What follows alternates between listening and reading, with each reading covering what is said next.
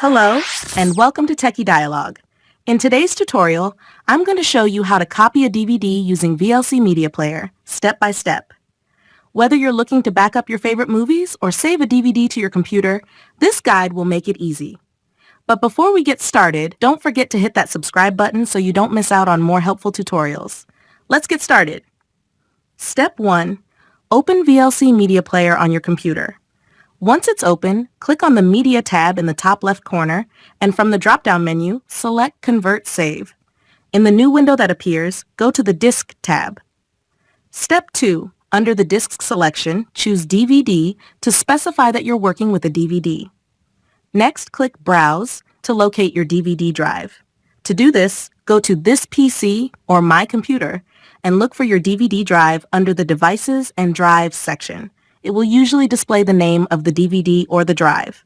Once you've found it, select the DVD drive and click Open. This will load the DVD into VLC.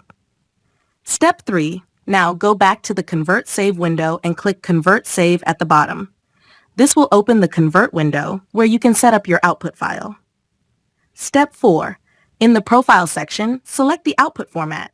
For most cases, MP4, H.264, MP3 is the best option, as it's widely compatible with other devices. If you need a different format, you can click the Settings icon next to the profile to customize the format, like AVI or MKV. Step 5. Choose where to save the file. Click Browse under the Destination section to select a folder for your converted file. Give your file a name and make sure the file extension matches the format you chose earlier. Once done, click Save. Step 6. Click Start to begin the conversion process. VLC will now rip the DVD and save it as a video file on your computer. And that's it! You've successfully copied a DVD using VLC Media Player. Thank you so much for watching, and I'll see you in the next tutorial.